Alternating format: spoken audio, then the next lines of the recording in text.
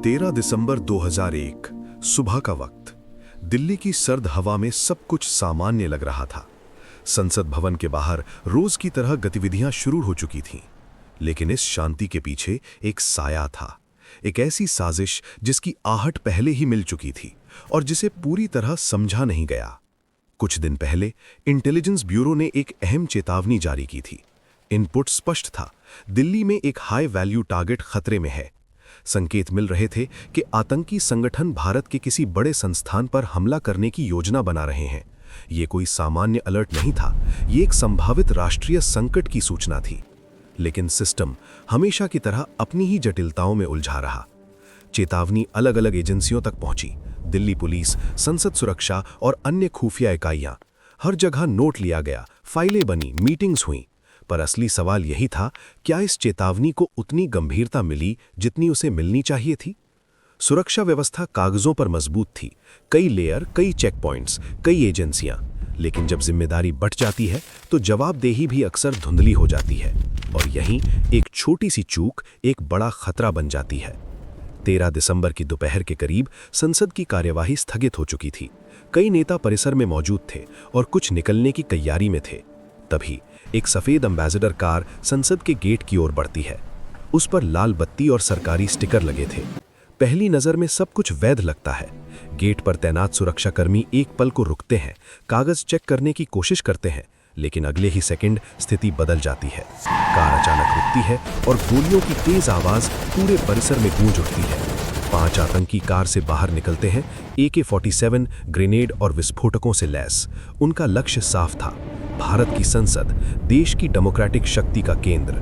कुछ ही सेकंड में पूरा इलाका अफरा तफरी में बदल जाता है, लेकिन उसी पल सुरक्षा बलों की बहादुरी सामने आती है। दिल्ली पुलिस, CRPF और संसद सुरक्षा के जवान बिना एक पल गवाए जवाबी कार्यवाही शुरू करते हैं। गोलियों की बौछार के बीच वे एक एक कदम आगे बढ़ते हैं, जानते हुए कि हर कदम उनकी आखिरी भी हो सकता है। आतंकी संसद भवन के मुख्य हिस्से की ओर बढ़ने की कोशिश करते हैं, लेकिन सुरक्षा घेरा धीरे धीरे उन्हें रोकने लगता है। ये मुठभेड़ लगभग 30 मिनट तक चलती है।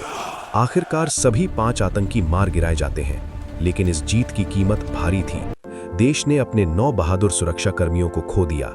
दिल्ली पुलिस, CRPF और संसद सुरक्षा के वो जाबाज जिन्होंने अपनी जान देकर इस देश के लोकतंत्र को बचा लिया। अगर वो एक पल भी पीछे हटते, अगर सुरक्षा में थोड़ी और देरी होती, तो शायद उस दिन संसद भवन के अंदर कुछ और ही इतिहास लिखा जाता। हमले के बाद जांच शुरू होती है और धीरे धीरे सच्चाई सामने आने लगती है।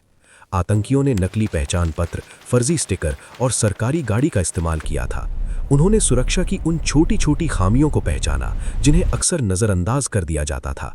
लेकिन सबसे चौंकाने वाली बात थी वो चेतावनी, इंटेलिजेंस इनपुट जो पहले ही आया था। जांच में यह सवाल बार बार उठा, अगर उस चेतावनी को पूरी तरह लागू किया जाता, अगर सुरक्षा को उसी स्तर पर सख्त किया जाता, तो क्या यह हमला रोका जा सकता था? क्या यह सिर्फ आतंकियों की चालाकी थी या सिस्टम की एक खतरनाक चूक? इस हमले के बाद भारत और पाकिस्तान के बीच तनाव चरम पर पहुंच गया। दोनों देशों ने अपनी सेनाएं सीमा पर तैनात कर दी। हालात ऐसे हो गए कि युद्ध की आशंका बढ़ गई। लेकिन इस पूरे घटनाक्रम ने एक बात साफ कर दी, खतरा सिर्फ सीमा पार से नहीं आता, वो हमारी लापरवाही, हमारी ढिलाई और हमारी अधूरी तैयारी में भी छिपा होता है।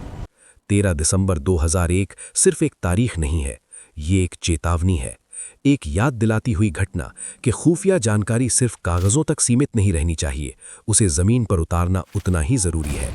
आज जब हम उस दिन को याद करते हैं तो हम उन जवानों को सलाम करते हैं जिन्होंने अपनी जान देकर इस देश के लोकतंत्र को बचाया। लेकिन साथ ही एक सवाल आज भी गूंजता है, क्या हमने उस दिन से सच में कुछ सीखा? क्योंकि इतिहास हमें बार बार मौका देता है, लेकिन लापरवाही सिर्फ एक बार ही काफी होती है। और कभी कभी सबसे बड़ा हमला गोलियों से नहीं, बल्कि उस चेतावनी से होता है जिसे हम सुनकर भी अनसुना कर देते हैं।